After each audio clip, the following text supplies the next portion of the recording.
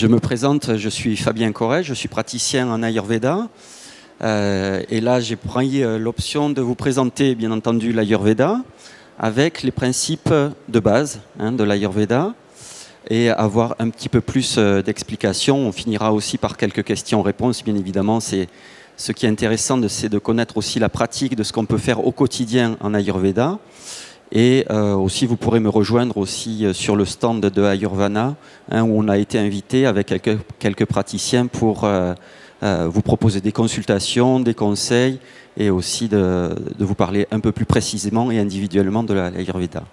Alors, l'Ayurveda, c'est le principe de médecine ancestrale indien. Comme on parle de la médecine chinoise, la médecine tibétaine, il y a la médecine indienne qu'on appelle Ayurveda. Donc, vous retrouverez un petit peu les explications un peu dans tout ce qui est la littérature de l'Ayurveda, bien entendu, mais le mot Ayur désigne la vie et le mot Veda, la connaissance.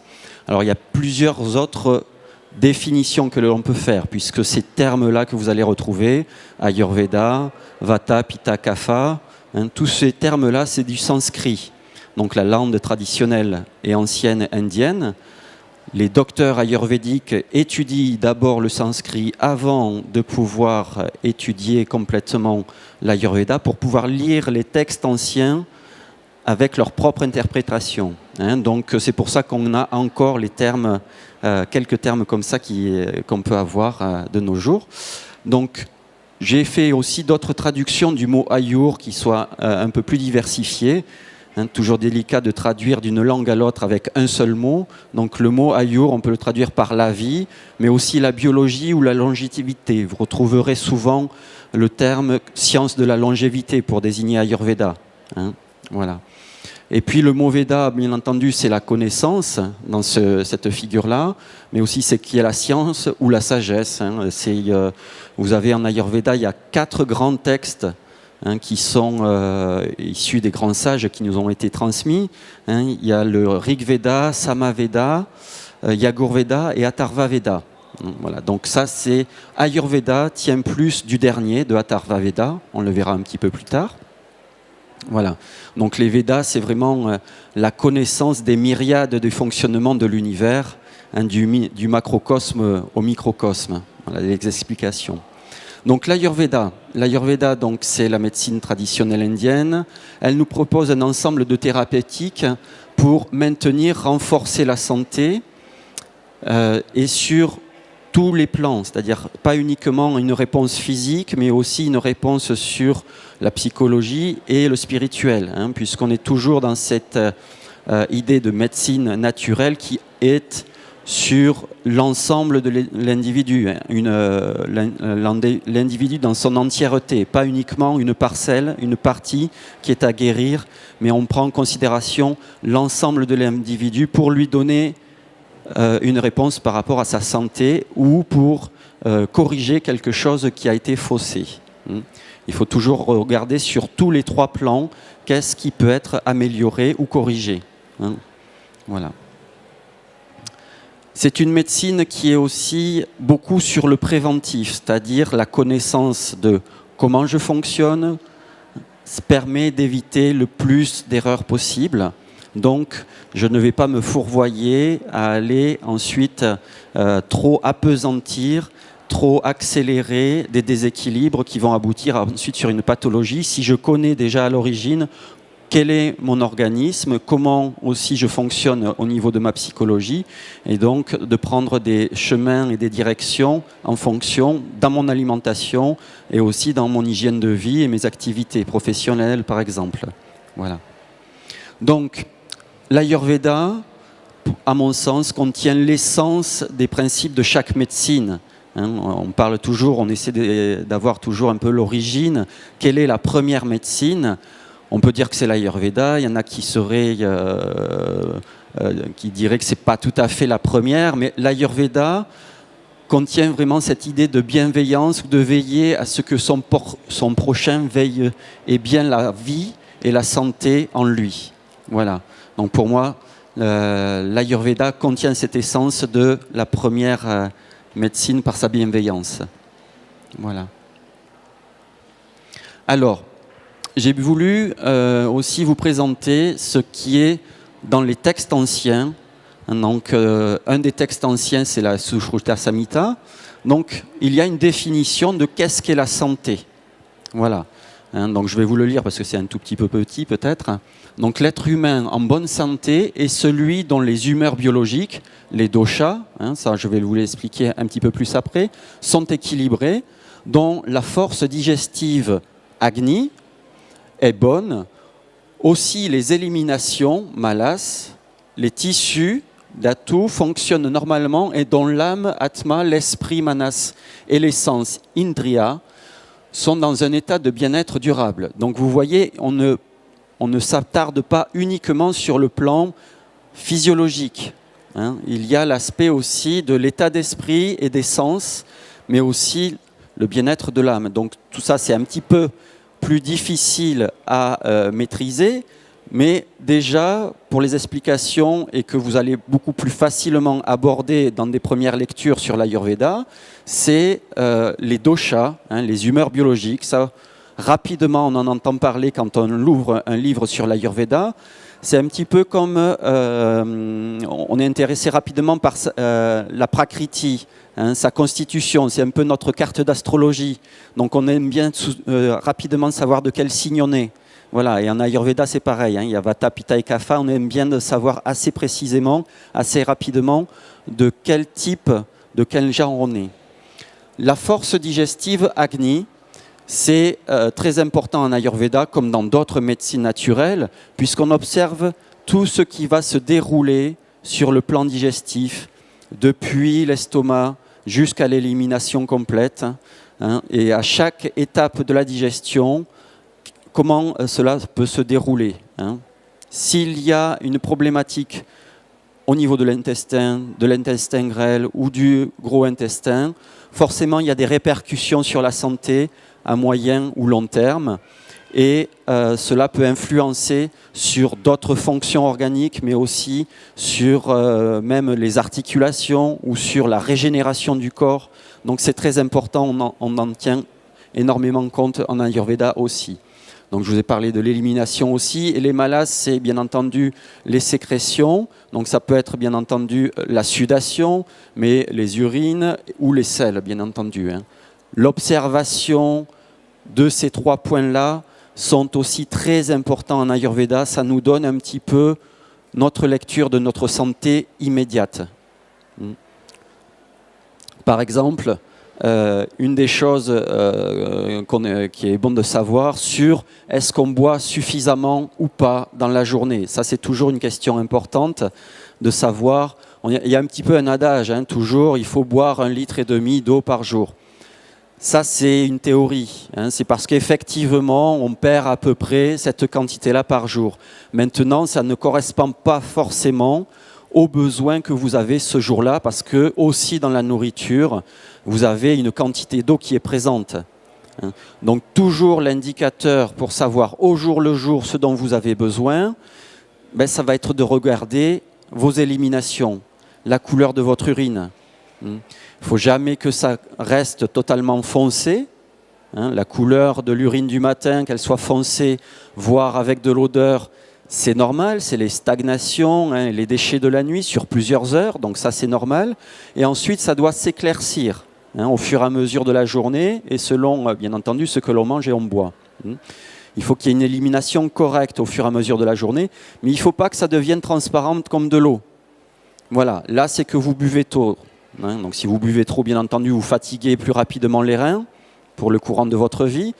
Et puis ensuite, vous allez vous déminéraliser aussi. Donc, vous allez perdre des minéraux, vous allez vous fatiguer, et là, il y a des effets de carence aussi qui peuvent arriver.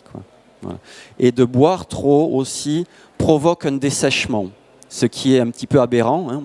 On dit, si on prend de l'eau, on ne va pas se dessécher, mais vous lessivez, tout se lessive. C'est comme si, quand on fait la vaisselle, on va enlever le gras, et au fur et à mesure du passage de l'eau, on dégraisse complètement. Dans les intestins, c'est pareil, si vous buvez trop, il y a après un déséquilibre qui se fait et il y a une sorte de lessivage aussi qui va se produire. Voilà. Hop. Donc ça, c'était la définition que fait Sushruta Samhita. J'ai voulu aussi vous présenter pour voir que maintenant, et depuis un petit moment quand même, l'Ayurveda est reconnu en Occident, puisque l'Organisation mondiale de la santé s'est penchée quand même sur toutes les médecines naturelles qui existaient. Donc peut-être que vous connaissez déjà cette définition-là, mais on ne la voit pas très très souvent.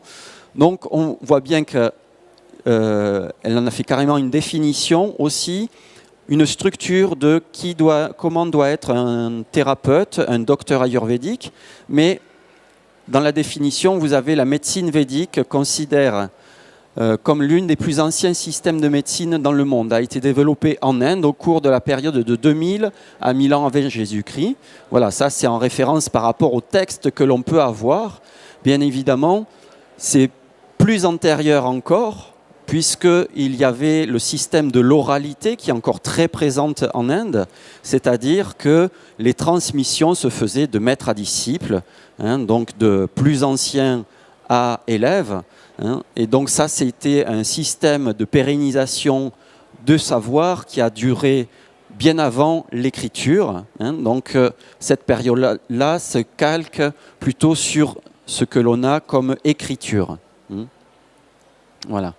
Donc les voyants de l'ancienne Inde, pour ne pas nommer les rishis, puisque c'est un terme en sanskrit, qui sont en fait ce qu'on appelle les grands sages de l'Inde, avaient une science infuse, c'est-à-dire une conscience développée pour pouvoir sentir de façon très très subtile, par exemple, les qualités d'une plante, sans forcément la consommer ou en connaître déjà les actions.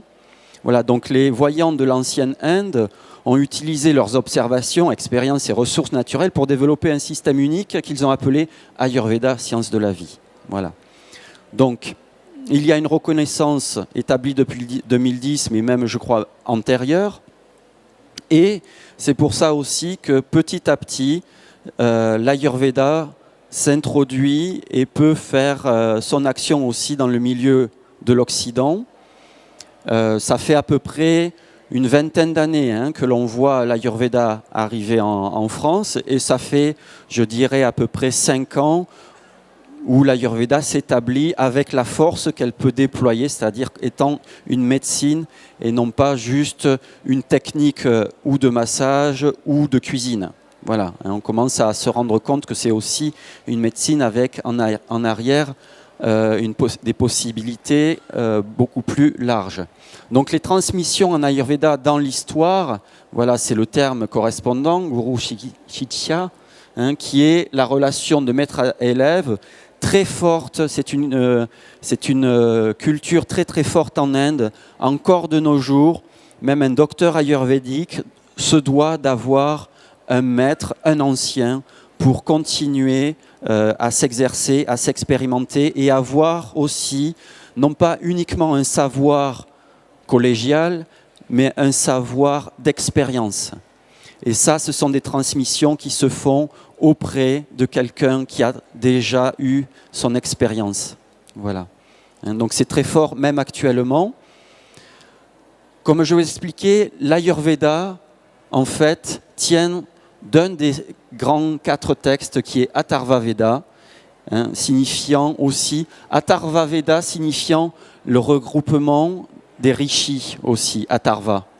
Donc c'est une collégiale, c'est jamais issu d'un seul homme, c'est une collégiale de plusieurs sages qui ont abouti sur un ensemble de textes et d'explications. Voilà. Donc c'est le premier texte où, dans les sciences des Védas, on entend parler de l'utilisation et de la connaissance des plantes pour soigner, et aussi de techniques et comment doit avoir l'action des plantes dans le corps. Voilà, c'est les premiers textes qui parlent donc de la médecine, avant même les autres textes qui sont un peu plus récents par rapport à notre époque. Donc ça, c'est la forme la plus ancienne. Et puis, on va dire le point charnière, là où c'est devenu un peu plus institutionnalisé, où il y a eu un peu plus d'université, un peu comme on peut l'imaginer de nos jours. Voilà, c'est apparu à partir du 7e siècle environ. Voilà, où il y a eu carrément des formes beaucoup plus proches que ce qu'on peut imaginer maintenant comme une université. Donc l'évolution de l'Ayurveda, on a une idée que ces rishis, ces grands sages, s'est situé plutôt dans les régions himalayennes au départ de l'existence, et progressivement ce savoir et ce savoir-faire, au fur et à mesure des années, des échanges humains, s'est déployé dans toutes les directions. Et puis ensuite, il y a eu vraiment des colorations et des savoir-faire beaucoup plus identifiés l'un par rapport à l'autre. Et ce qui après donne lieu à la médecine tibétaine, médecine chinoise, l'Ayurveda pour l'Inde. Et puis dans la progression du temps, il y a eu la médecine perse et la médecine grecque. Voilà. Mais l'origine se situerait plutôt au niveau des Himalayas. Alors, bien entendu, l'Ayurveda, et enfin surtout l'Inde, a connu différents envahisseurs et ce n'était pas toujours bien vu, souvent vu comme un principe religieux, un peu des choses qui n'avaient rien à voir avec ce qu'était la médecine, mais plutôt des effets de religion, puisqu'en fait, souvent, ce sont les brahmanes qui sont chargés de la connaissance, et les brahmanes, c'est aussi les prêtres. Donc il y avait souvent des confusions entre ce qu'était la pratique religieuse et la médecine. Donc il y a eu des abolitions successives de ce qu'étaient les pratiques de l'Ayurveda, mais l'Ayurveda a toujours subsisté parce que le pays est grand. L'envahisseur n'avait pas forcément intérêt dans les contrées lointaines de l'Inde de s'y trouver. Donc l'Ayurveda a toujours subsisté quelque part. Et c'est plutôt dans les années, on va dire même 70, la révolution un peu culturelle des années 70, que vraiment, comme beaucoup de philosophie ou de spiritualité en Inde, l'Ayurveda aussi a pu revenir plus en force et être mieux reconnu. Voilà. Actuellement, vous avez le ministère Ayush, qui est un ministère qui a été fondé par le Premier ministre indien actuel. Précédemment, il y avait le Conseil central de la médecine indienne. Voilà, donc là, ça y est, c'est beaucoup plus structuré. On n'est plus uniquement dans une relation de maître à disciple comme dans les temps anciens. Il y a une structure beaucoup plus établie de ce qui est la médecine indienne et comment elle doit s'enseigner dans les universités. Voilà. Donc à la fin d'un cursus d'université, un docteur ayurvédique, c'est environ 6 ans d'études. Voilà. Donc le docteur ayurvédique est diplômé par le titre BAMS, Bachelor Ayurvedic Medical Surgery. Et voilà, après ces études-là, bien entendu, il y a plusieurs possibilités, comme chez nous, c'est-à-dire qu'il soit intégré dans un hôpital ou un travailleur indépendant, bien entendu. Voilà. Donc les textes de référence, ce sont des textes qui sont traduits en anglais pour la plupart. Donc si vous voulez approfondir vraiment avec des choses très très très anciennes, l'Ayurveda, vous avez ces 3 grands textes qui sont à disposition. Donc dans la datation, voilà, le Ashtanga Hridaya, c'est environ le 4e siècle, donc le plus récent. La Charaka Samhita, qui est un grand texte, vraiment une des bases en Ayurveda que l'on aborde assez rapidement quand on étudie l'Ayurveda, ça date environ du 1er siècle. Et voilà. Et la Sushruta Samhita étant la plus ancienne. Donc ces 3 grands textes, c'est les grands classiques qui sont encore étudiés dans les universités. Voilà. Donc, pour revenir à des choses un petit peu plus concrètes et pratiques, l'Ayurveda est une science non pas réservée à l'Inde et à l'univers et au territoire indien, mais l'Ayurveda en tant que science, bien entendu, s'adapte à tout individu où qu'il se trouve sur la planète, bien entendu. Donc, un des piliers de l'Ayurveda, c'est aussi d'avoir pu évoluer selon là où on vit, selon les contrées où on vit, les climats. Il n'est pas réservé uniquement en Inde, bien entendu. Donc c'est pour ça qu'on peut tout à fait intégrer les principes de l'Ayurveda au quotidien ici aussi, avec l'environnement dans lequel on vit, avec aussi la connaissance de notre prakriti, c'est-à-dire notre constitution d'origine, et aussi en ayant une connaissance de ce qui est vikriti, c'est-à-dire des déséquilibres momentanés qui peuvent arriver par les influences donc de l'environnement ou de l'alimentation ou autre. Voilà. Donc c'est un principe qui a su évoluer dans le temps, c'est pour ça que ça existe toujours, bien évidemment. Et bien entendu, par exemple au niveau des plantes, il y a une connaissance des plantes qui est en Inde, bien entendu, mais toutes les plantes, même européennes, sont connues, qui ont été connues et référencées en Ayurveda. Au fur et à mesure, on sait que même la lavande d'ici a une action et on sait la déterminer et l'utiliser à bon escient pour une problématique particulière. Un des piliers aussi, c'est que puisque on est né à un certain endroit, on a évolué et grandi à un certain endroit, on est imprégné aussi des qualités de cet endroit. Donc, les plantes qui vont être aussi actives, ça va être celles avec lesquelles on a été le plus vite en contact dans notre environnement. Ça, c'est aussi un pilier. Bien entendu, si ça ne suffit pas, on va en chercher d'autres. Après, les plantes indiennes, bien évidemment, c'est des plantes tropicales qui ont des actions beaucoup plus concentrées, qui ont des effets beaucoup plus forts. Donc, c'est vrai qu'on est sur des actions beaucoup plus fortes. Donc, mais on peut retrouver tout à fait les plantes en France qui ont des actions possibles, similaires, et qui peuvent tout à fait et suffisamment nous correspondre. Voilà.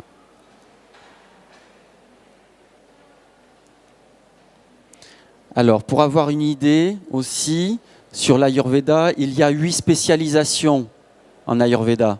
On va dire qu'il y a une connaissance de base et ensuite on va se diriger, parce qu'on a plus de facultés peut-être, sur une des branches. Donc vous avez ce qui correspond à la branche médecine interne ou médecine, grossièrement médecine généraliste, voilà, qui couvre un petit peu tous les domaines, un peu la porte d'entrée. Puis ensuite vous avez une branche qui est la médecine particulièrement de la tête et du cou. Voilà, donc ce qui pourrait grossièrement s'approcher de ce qui est ORL chez nous. Voilà. Ensuite, vous avez la chirurgie.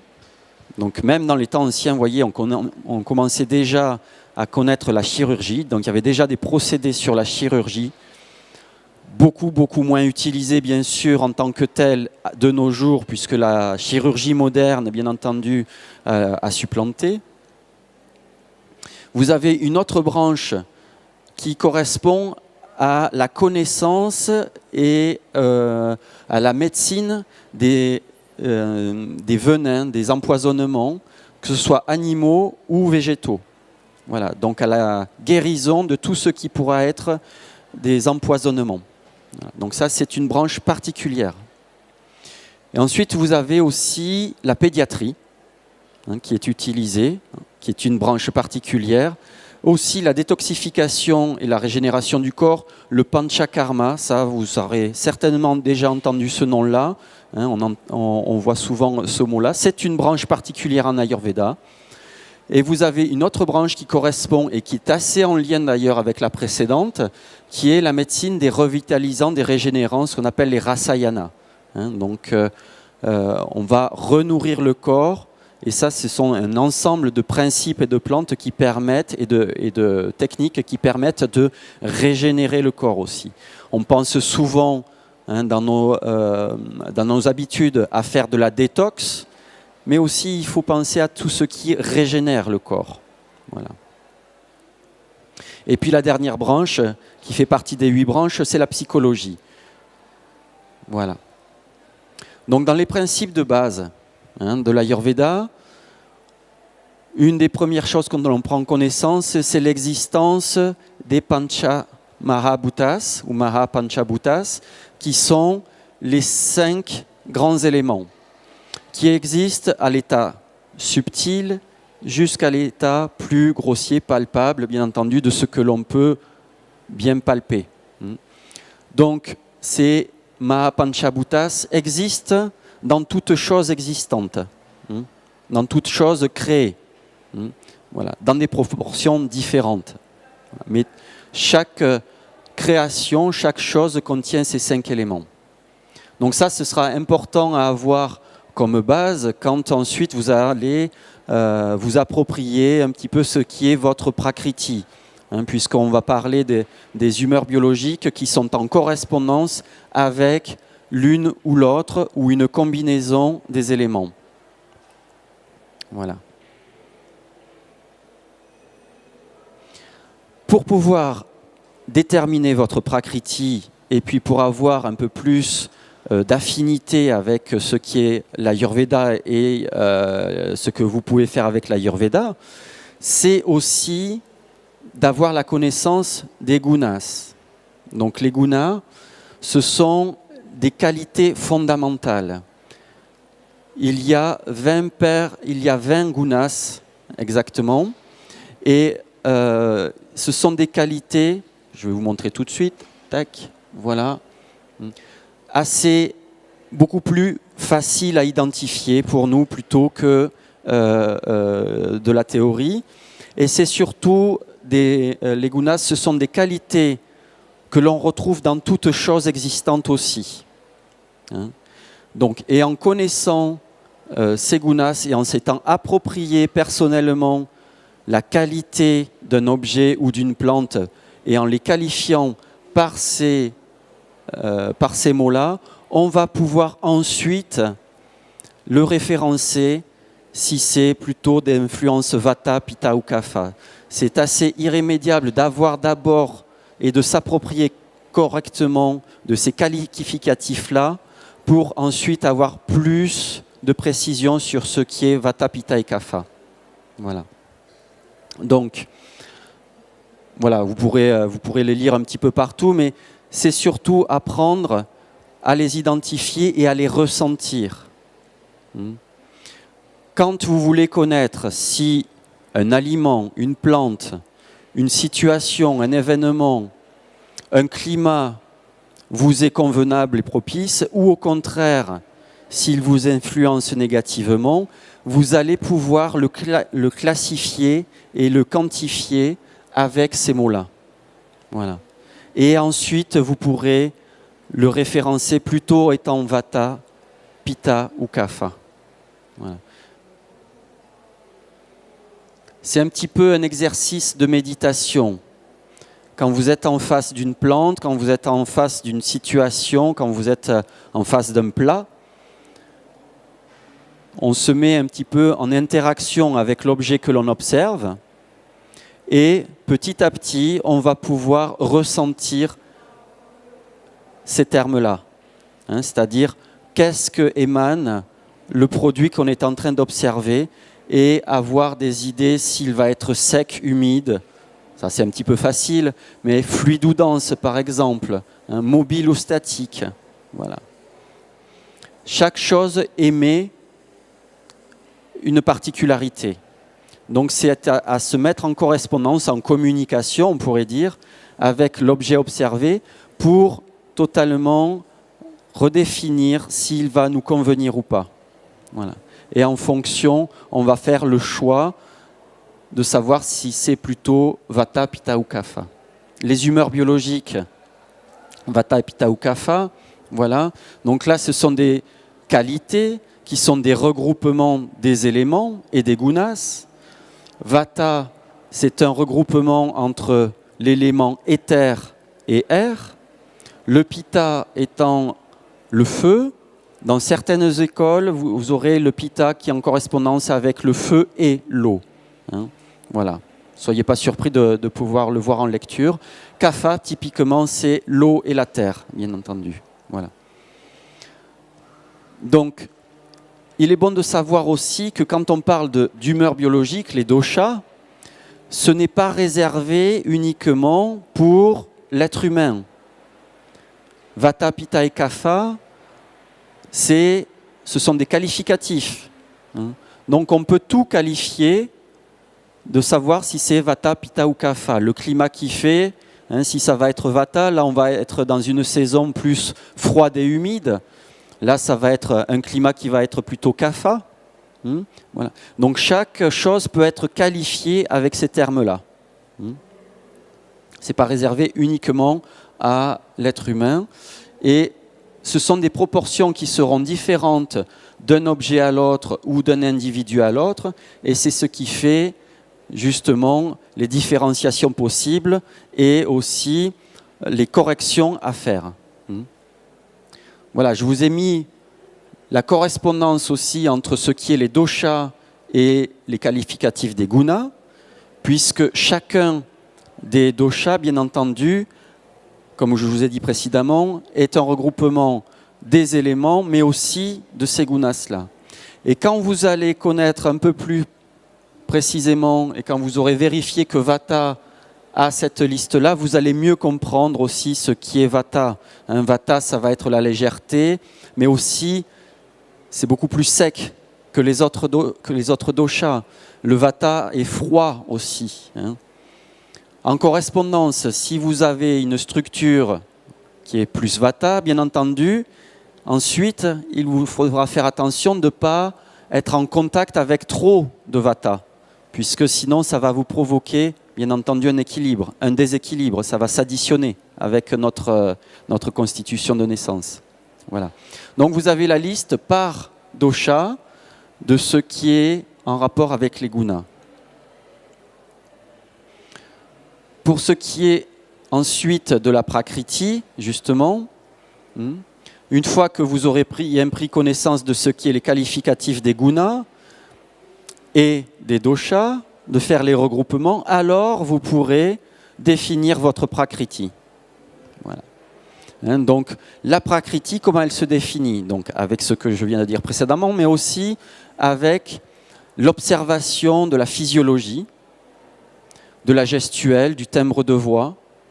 Tout cela vous permet d'avoir des indices pour savoir quelle est la proportion chez l'individu de Vata, de Pitta ou de Kapha, puisqu'on est constitué des trois, bien évidemment. On est constitué des 5 éléments, on est constitué des 3 doshas par correspondance, et il y a des proportions différentes. Voilà. En observant de façon, dans la morphologie, dans le timbre de voix, la gestuelle, en observant le pouls ensuite, ou en observant la langue, les yeux, on peut avoir ensuite beaucoup plus de précision sur qu'est-ce qui est notre carte d'identité par la prakriti. Voilà. Dans les lectures que vous ferez, soyez bien conscients et faites bien la différence entre ce qui est la constitution de naissance et vikriti, qu'on va voir juste après, qui est les déséquilibres momentanés. Très rapidement, on fait des confusions parce qu'on parle toujours avec Vata, Pitta et Kapha. C'est bien pour ça que je vous ai montré précédemment les caractéristiques. C'est très important puisque souvent j'entends parler « je suis Vata ». D'accord, on est Vata. Pourquoi? De constitution où il y a un déséquilibre de Vata. Et là, ça devient une différence très importante à faire. Sinon, vous allez vous mettre à prendre une alimentation ou à prendre des plantes qui vont ne pas être les bonnes. Il faut bien dissocier les deux choses. Donc la prakriti, c'est quelque chose qui est immuable, c'est votre carte d'identité. Voilà. Et vikriti, par contre, qui est l'altération de la santé, une altération de la santé qui peut être plus ou moins longue, ça peut être juste un déséquilibre momentané, ça peut être une pathologie qui soit ancrée depuis plus ou moins longtemps, mais on parle de vikriti. Et là aussi, pour qualifier une pathologie ou un déséquilibre, on utilise Vata, Pitta ou Kapha. Et là, on parle des humeurs viciées. bien entendu. Alors qu'avant, on parlait des humeurs biologiques qui nous constituent. Là, c'est bien à identifier. Et pour l'identifier, bien entendu, on va regarder encore une fois le physique, on va regarder aussi le digestif, tous les facteurs qui vont donner des indices à différencier entre ce qui est notre constitution de naissance et ce qui est le déséquilibre. On va questionner aussi ou se questionner sur nos hérédités familiales. Et puis le praticien d'Ayurveda aussi va pouvoir prendre le pouls pour avoir une idée des proportions de Vata Pitta Kapha aussi qui règnent dans vos organismes. Et puis, bien entendu, l'observation de la langue, très important. Là aussi, c'est une carte importante de lecture. Les ongles, les yeux, la peau, tout donne des informations, savoir les proportions qui vous habitent et qui se mettent en déséquilibre. Si vous avez des tendances à avoir une peau sèche, bien entendu, on va commencer à se préoccuper du Vata, à rééquilibrer le Vata. Si vous avez des tendances à avoir des rougeurs, là tout de suite, on va dire que c'est du Pitta qui commence à se mettre en route. Voilà, il y a des choses assez faciles quand même à identifier et d'autres un peu plus raffinées, un peu plus fines. Ensuite, il y a aussi les points vitaux qui sont à observer. En Ayurveda, on parle des points marma, comme on pourrait avoir une carte en acupuncture chinoise. En Ayurveda aussi, il y a des points vitaux et des cartes de référence. Voilà. Donc ces points vitaux aussi sont à observer pour connaître les effets de déséquilibre. Voilà, donc ça c'était plutôt par rapport à ce qui était précédent, à ce qui était la façon d'identifier notre constitution et les déséquilibres. Qu'est-ce qu'on peut avoir comme lecture pour bien les dissocier. Et ensuite, l'autre phase, là on va rentrer un peu dans qu'est-ce qu'on peut faire et surtout dans ce chapitre-là, c'est les piliers thérapeutiques, c'est-à-dire de voir qu'il y a 4 piliers très très importants, dont celui qu'on ne prend pas toujours en considération, c'est le patient lui-même. Le patient est acteur dans ce principe de médecine. Il doit être observateur aussi de sa condition pour identifier ce qui se passe, bien sûr, mais aussi mettre en route dans son existence et dans son quotidien les conseils qui seront donnés et non pas juste être passif. Ça, c'est très important. La volonté du changement, elle vient de la personne. Aucun praticien, aucun docteur va impulser la volonté chez la personne dans un sens de la faire totalement changer. C'est la personne elle-même qui doit être actrice. Voilà. Donc, dans les 4 piliers, je vous ai parlé du dernier, mais vous avez bien entendu le médecin, un des piliers, un des acteurs étant aussi la plante ou le médicament, le mélange, le composé, et le thérapeute. Le thérapeute en Ayurveda, c'est celui qui va faire le traitement corporel. Voilà. Donc, ensemble, ils sont responsables, bien entendu, de la santé de l'individu. Donc ça, c'est une citation que l'on retrouve dans la fameuse Charaka Samhita, dont je vous ai dénommé plus avant, et qui est très importante en Ayurveda comme lecture. Voilà. Un objectif de travail pour améliorer la santé. Donc, quels sont les échelonnements que l'on fait pour recourir à la santé? On va mettre en place déjà toute une batterie donc, de diagnostics pour identifier quelle est votre constitution, qu'est-ce qui vous déséquilibre, bien entendu. Et ensuite, il y a la mise en place de comment recouvrir la santé. Donc là, c'est l'objectif de travail pour l'amélioration de la santé. Première chose, c'est bien entendu que la personne prenne conscience des habitudes alimentaires, hygiène de vie, qui ne sont pas en correspondance avec ce qu'elle est, avec sa prakriti, et ce qui a pu produire un déséquilibre. Donc ça, c'est une première ligne. Hein, faire prendre conscience à la personne, ou prenez conscience par vous-même, par vos lectures, de votre prakriti. Ça, c'est important. Voilà. Ensuite, on identifie bien entendu ce qui est en déséquilibre et on va mettre en route, donc on va induire le processus curatif. Voilà. Puisque c'est une médecine de prévention et aussi c'est une médecine curative. En France, vous avez la partie préventive surtout. Hein, la partie curative est beaucoup plus complexe à mettre en place et souvent on n'a pas les plantes, on n'a pas les complexes de plantes possibles en France par rapport à ce qui existe et est possible en France. En Inde, pardon. Voilà. Donc, induire le processus curatif, c'est déjà mettre en place par la personne elle-même de changement d'habitude alimentaire et hygiène de vie. Et aussi, il peut y avoir les soins corporels, il peut y avoir l'alimentation et les compléments alimentaires aussi qui sont à étudier pour aller dans un sens de régénération. Vous avez bien entendu l'élimination de la cause, ça c'est le principal, c'est d'arriver jusqu'à la racine pour l'enlever. Et puis bien sûr, ensuite, une fois qu'on est allé à la cause, on va pouvoir complètement s'occuper de régénérer l'organisme et le processus d'autorégulation va se mettre en route tout seul et le système immunitaire, bien entendu, va pouvoir à nouveau se redéployer correctement. Voilà. Donc, autre fiche correspondant à tout ce que l'on peut mettre en place pour la santé, c'est la régulation et potentialisation. Donc, là aussi, on va reprendre les idées de Vata et Pitta Kapha.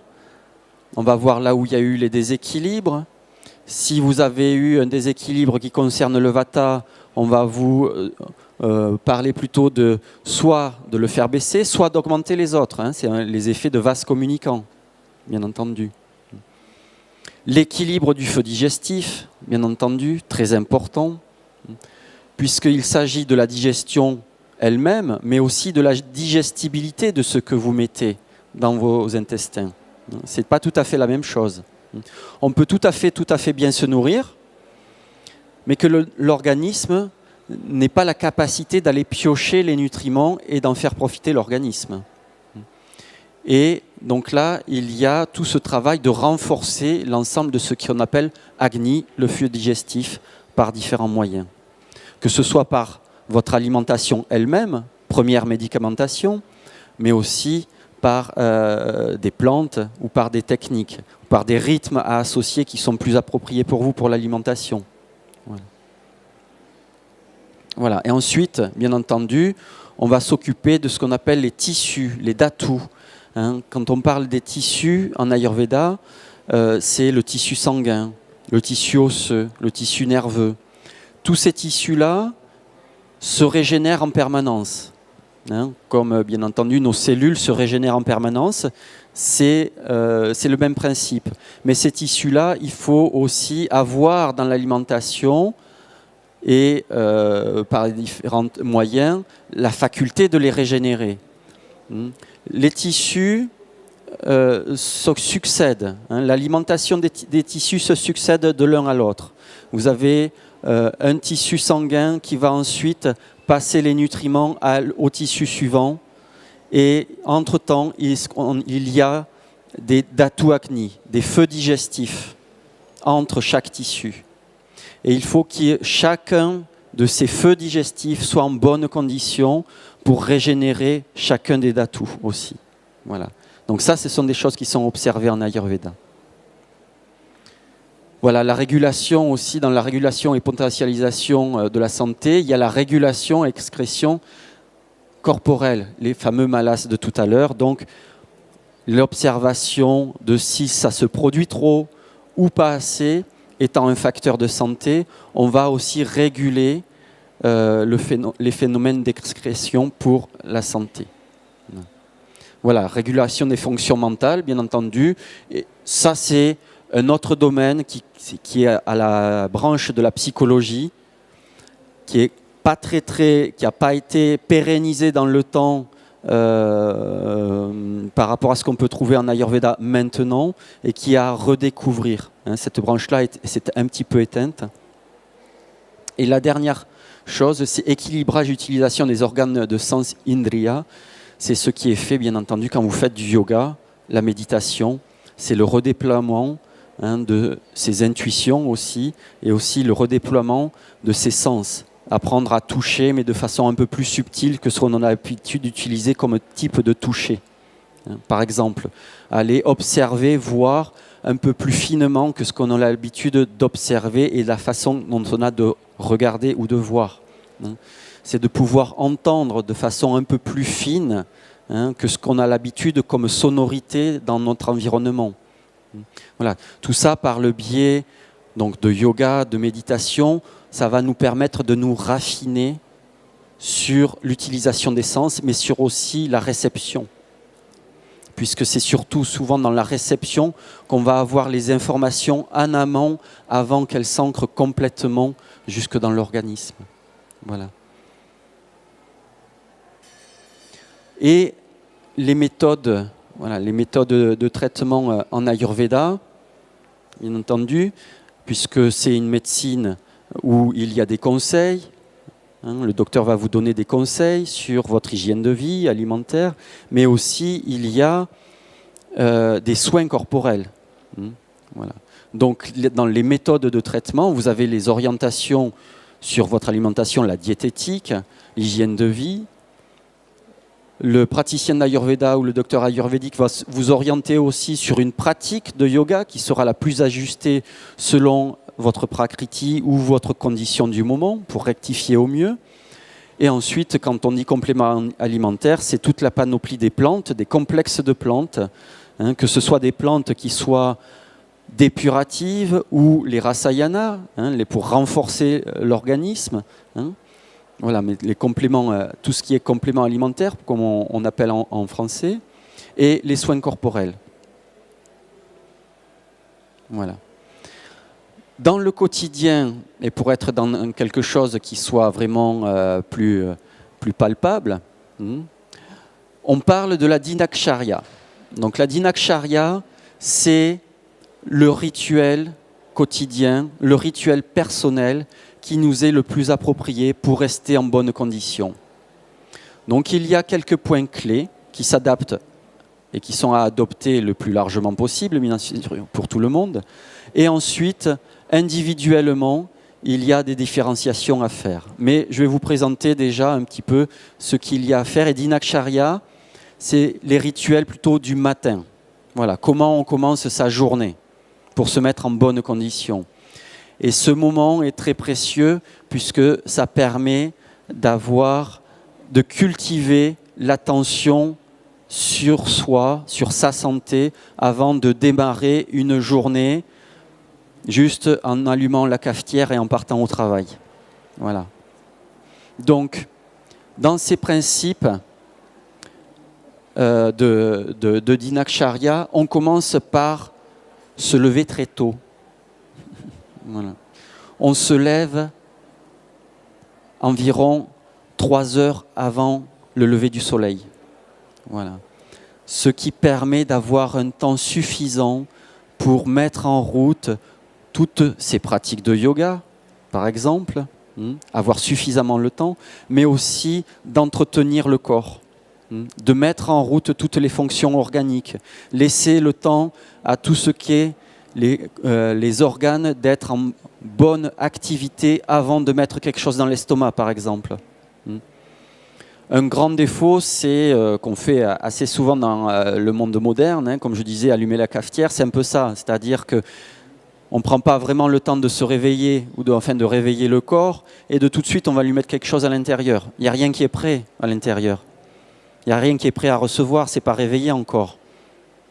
Il faut un certain temps avant que toutes les fonctions organiques soient disposées à pouvoir accueillir de la nourriture et à pouvoir la digérer complètement. Un petit peu la même chose de sauter de son lit et de prendre une douche bouillante. C'est assez agressif. Au bout du compte, c'est peut-être agréable les premières minutes parce qu'on a l'impression de se réveiller, mais c'est agressif comme tactile pour l'organisme. Donc, c'est pour ça qu'on se lève beaucoup plus tôt que le moment où on va partir, où on va sortir de chez soi. On se lève beaucoup plus tôt pour faire tout un tas d'échauffement corporel, de mise en route du corps pour être en meilleure condition à moyen et long terme. Voilà. Hop. 3 heures avant, c'est aussi ce qu'on appelle en Inde l'heure des brahmanes. Donc l'heure où l'éveil à la connaissance se fait le mieux. Ça peut vous inciter à vous lever un petit peu plus tôt. Voilà. Alors, on est très basique aussi en Ayurveda. On parle souvent des éliminations. C'est pas très ragoûtant, mais c'est aussi comme ça que l'on observe son état de santé du jour, qui est le résultat de ce qu'on a fait la veille ou des jours précédents. Voilà. Et en fonction, on va pouvoir corriger dans son alimentation ce jour-là. Donc, bien évidemment, les éliminations urine et sel.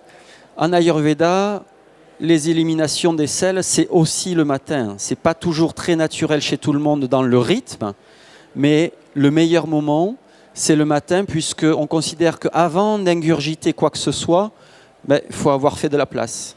Il faut que le rythme digestif ait été fait complètement. Et à ce moment-là, il est totalement disposé à continuer. Voilà. Aussi, donc, on connaît chez nous, bien entendu, depuis longtemps, le brossage des dents, bien sûr. Et en Ayurveda, ce que l'on fait aussi, c'est on va retirer une pellicule blanche qu'il y a sur la langue, qui arrive très souvent, pas systématiquement, mais très souvent, et qui est un dépôt de ce qu'on appelle ama, des toxines.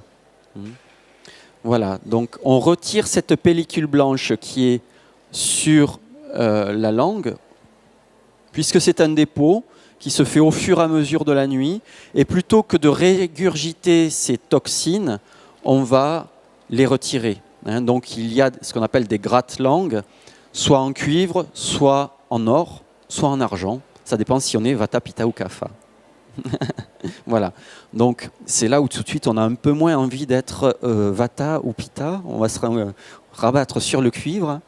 Le cuivre aussi, vous voyez, maintenant même dans les hôpitaux, on commence à réintroduire le cuivre sur les poignées de porte, sur les endroits où il y a des contacts, puisque tout ce qui est bactéries, tout ce qui est virus, au contact du cuivre, il y a une immobilisation, il arrête sa productivité. Donc le contact du cuivre sur la langue est aussi important dans ce biais-là, ça fait partie de l'hygiène buccale. Voilà, je mets une dernière diapo parce que le timing est fait. Voilà, et donc dans les autres exercices du matin, en Ayurveda, souvent on fait l'automassage.